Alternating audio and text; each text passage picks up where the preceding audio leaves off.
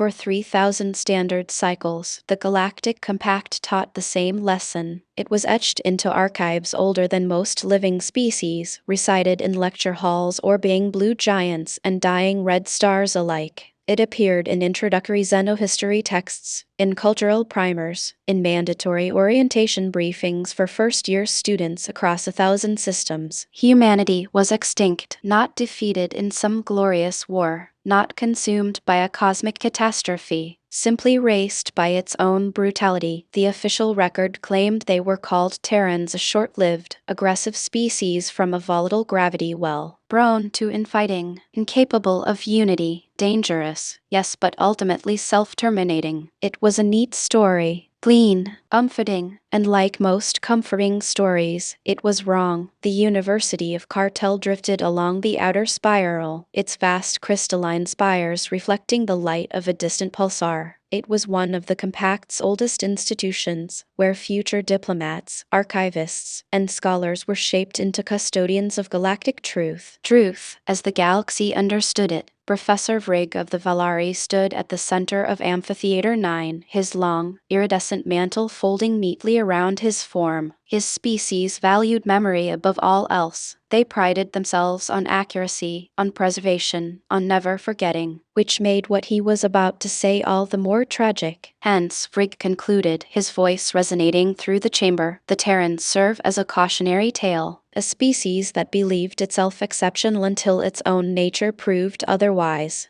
Dozens of students recorded the statement without comment, except one. From the back of the hall, a human raised his hand, rising conflict, a voice that shouldn't exist. The gesture alone caused a ripple of confusion. Professor Vrigg's compound eyes shifted, irritation flickering beneath professional composure. "Yes," he asked. "State your designation and species." The student stood slowly. He was unremarkable by galactic standards. Medium height, soft skin, no visible claws, fangs, or armor plating. His eyes forward-facing and unsettlingly focused swept the room with calm restraint. "Alden Renner," he said. "Human." The silence that followed was not dramatic. It was absolute. Data slates flickered. Translation matrices recalibrated. Several students froze mid-motion, their neural implants struggling to reconcile what they had just heard. Professor Vrigg blinked. "Once,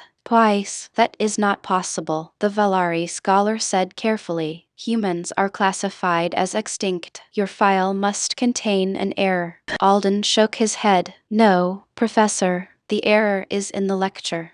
A murmur spread through the amphitheater, clicks, whispers, electromagnetic pulses of disbelief. Security drones subtly adjusted their hover patterns. Professor Vrigg felt something unfamiliar coil in his thorax. "Annoyance. You will clarify your statement," he said, voice tightening. "Immediately." Alden inhaled, and then he did the unthinkable. "You rewrote Earth's fate," Alden said, evenly, "and the galaxy believed you." Rising conflict, the weight of a lie. The compact did not panic easily, but when Alden Renner was escorted from Amphitheater 9, it was not quietly. By the end of the rotation, his name had triggered alerts across academic, diplomatic, and security networks. Observation protocols were enacted. Psychological assessments scheduled, his movements restricted for his own safety. Humanity, it seemed, was still considered dangerous. Alden sat alone in a transparent containment suite overlooking the university's artificial sky.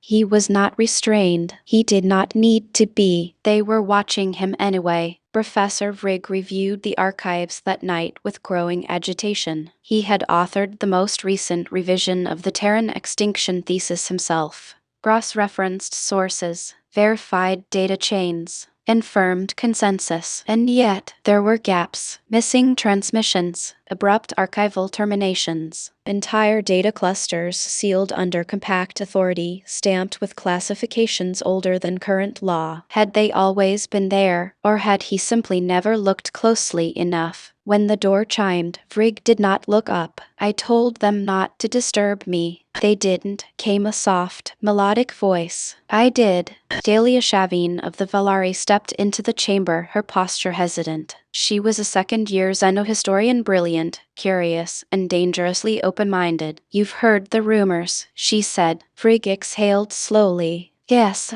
And you've reviewed the archives. Yes. Talia hesitated. Professor, what if he's telling the truth? Frigg's mandibles tightened, because somewhere, deep in the preserved silence of forbidden records, the answer was beginning to surface. Human response, persistence over force. Alden was not afraid. He had expected disbelief. Mockery, even. Humanity had lived in the shadow of this lie for centuries, hidden beyond compact space, watching quietly as the galaxy told stories about their bones. What he had not expected was curiosity. Dahlia Shavine appeared at his suite 2 cycles later, her eyes sharp with unspoken questions. You could have stayed hidden, she said.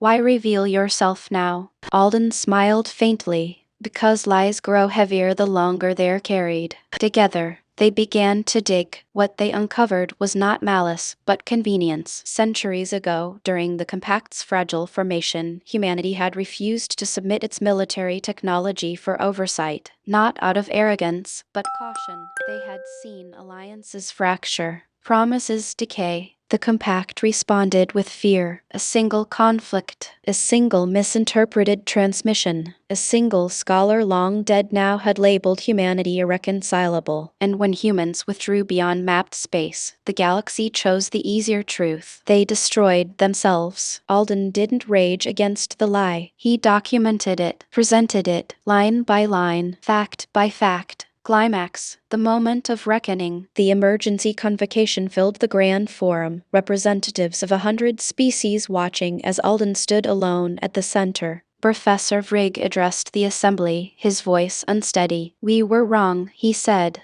Not through ignorance but through acceptance. Screens lit the chamber, human colonies thriving beyond the spiral. Art, music, cities built not for conquest, but endurance. Alden spoke last. You feared us because we could choose, he said.